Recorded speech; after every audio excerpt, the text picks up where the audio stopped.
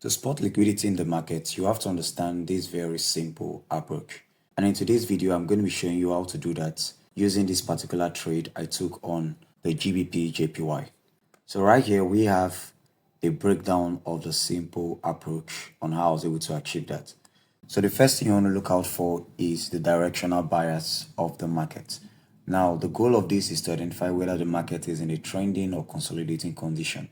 Now, your goal is that you want to only trade when the market is actually in a trending condition. So in other words, the market has achieved a very clear-cut structure on the higher time frame. So the concept we're going to be using in this aspects of directional bias is market structure and support and resistance idea. Then dropping down, the next process, once we've already identified directional bias, is to now pay attention to the current structure or direction, then identify our base. So the base is what I call the institutional swing point. So this can be a breaker block or a mitigation block, you get. Or it can actually even be a support or a resistance level, depending on the context we are actually trading. But today we're focusing on just the institutional swing point. Then the next thing also in this particular area is that we're going to be looking out for institutional sponsorship, because that tells us that the market participants are willing to push prices in that particular direction. And last of all, we get our entry and we ride the trade to full TP. So here's a proof that I actually took the trade here on my funded account. So you can see the entry here. I can say I got out right here. So coming back to trading view, let's explain how I was able to achieve that. So first of all, I'm going to come to the daily time frame. And right here on the daily time frame, we can see that the market is in a bullish condition. As you can see, if I use this trend line, you can see the trend line is moving towards the upward direction. So overall, you can just come to the conclusion that the market is in a bullish condition. Good. But now, this is the daily time frame we're looking at, and we cannot be considering the entire price data, because what we might be looking to is to catch a day trade or a short-term trade. So we're going to own into the recent price action. So based on recent price action, we can see that price has taken out this high right here, and price taking out that high has given us a higher high. So we have a structure shift from this particular low to the buy side, and giving us an indication that this is a bullish price leg. So all we want to see is price retrace to a discount level to see price push all the way to the buy side. As market closed from the previous week, we can see that price also broke structure right here to the sell side, and that gave us an indication that we might have a bearish tone in the marketplace. Good. So with that particular information we have here on the daily time frame, we'll drop down to the 4 hours. So right here on the 4 hour, we can see the daily structural break to the sell side, and we can see our price retrace all the way to the buy side into the institutional swing point, and we can see the massive push away from that particular level.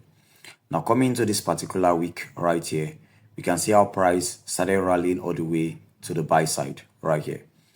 So as price was rallying to the buy side, I could see now we've zoomed out properly that at the close of this particular candle, price has now reached into the body of this institutional swing point candles right here.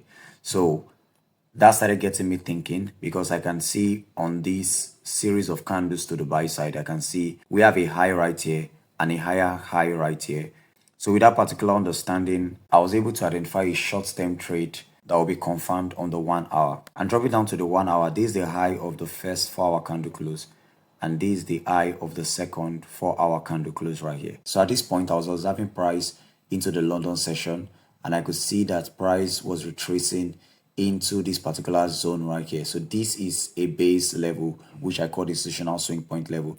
So mind you, for those of you following through with this particular video, we've already identified the directional bias, and we did that the moment we deduced that this was a higher high formation. That was a market structure formation using the candles on the 4 hours. Dropping out down to the 1 hour, all we're doing right now is to confirm that particular direction, identify our base, confirm it with an institutional sponsorship, and finally get our entry and ride our trade all through to take profit. So that's what we're doing right here. So we observe price into the London session right here. This is 5 a.m. New York time. We're still under the London session time window. And mind you, we're trading the GBP JPY, so it's going to be very sensitive during the London session trading hours. So price drop right down into this base level, which is our zone and also our institutional swing point right here.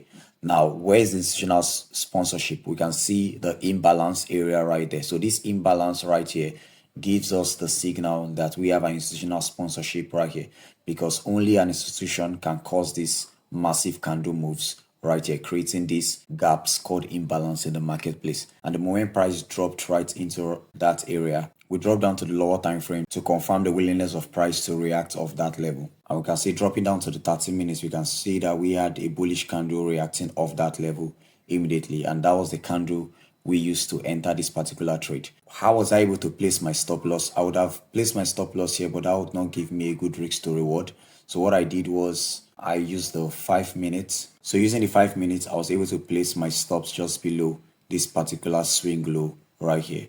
So this trade gave me a 1 to 1.5 risk to reward ratio. So it's not a massive risk to reward ratio, but it's actually a very profitable trade. And you can see how the trade delivers trades to TP. Now, the reason why this trade actually delivered is because we entered this particular trade when liquidity was actually taken out, and the liquidity is just below this particular low.